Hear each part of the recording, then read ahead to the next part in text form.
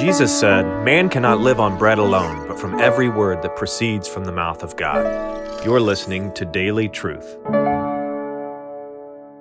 Now, I think that one of the big reasons, a real reason, that the evangelical church is not as attractive as it could be is because the common principle in the name of missions and evangelism for a very long time has been do good for those outside the church at the expense of those who are faithful within the church.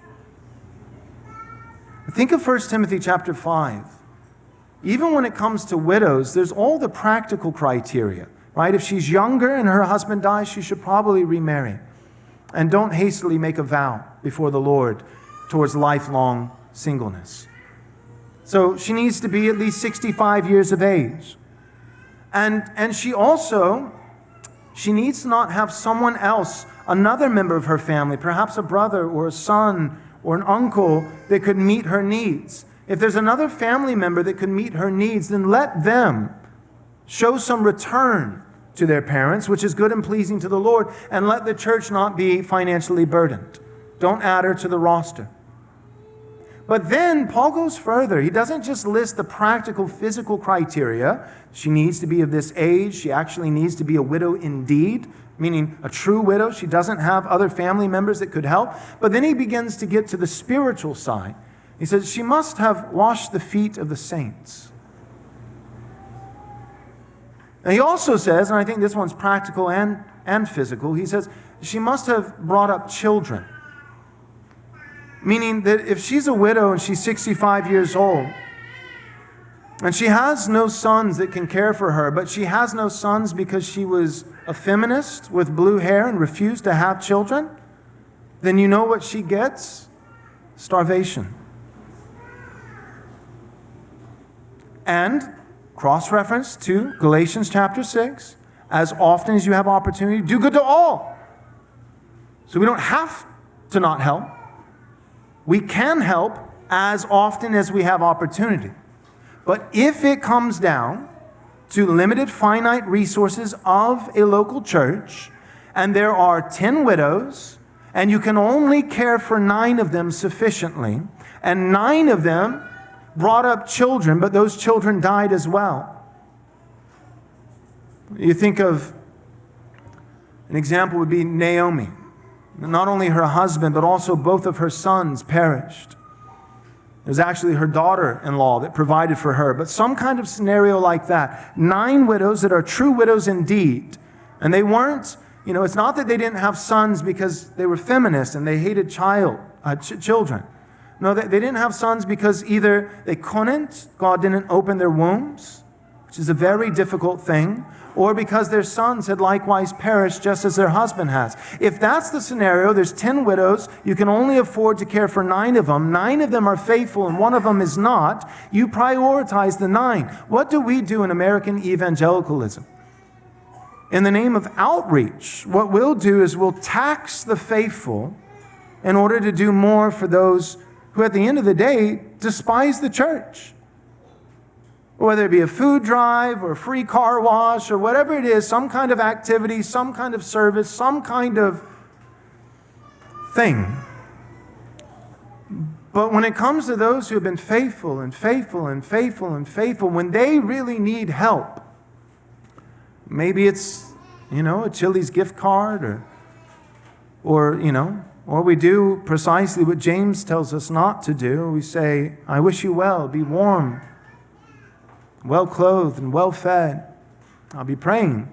But then we do nothing for their actual physical need. See, one of the things, here's the point, this is the great tragic irony. One of the things that makes the people of God attractive is when the people of God take care in priority, in order of priority, triage, when the people of God take care of the people of God. When the people of God take care of the people of God, those who are not a part of the people of God, when life gets hard, when they feel alone, when they're at the end of their rope, you know what they think? They might be tempted to think, maybe there's something to this whole church thing. I mean, that's what the prodigal son did. He's in a far-off, distant land. And notice, there's a lot of dynamics, but just one of them. It says he's in a far, distant land. A famine comes to the land, right? So all of a sudden, the economy's getting rough. Everyone's feeling it. He's feeling it especially because he lavishly spent all of his inheritance. And he's far off, away from his home country. He hires himself out as one who would be a hired hand to feed the pigs.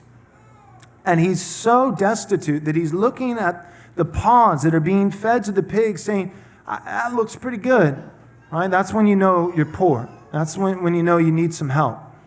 So he's longing to be fed with the pig food. And then the text goes on and says, and no one gave him anything. Now the very next words in the text are, and he came to his senses. No one gave him anything. He woke up. Crazy how that works, huh? Right? So he was poor because of his own foolish decisions.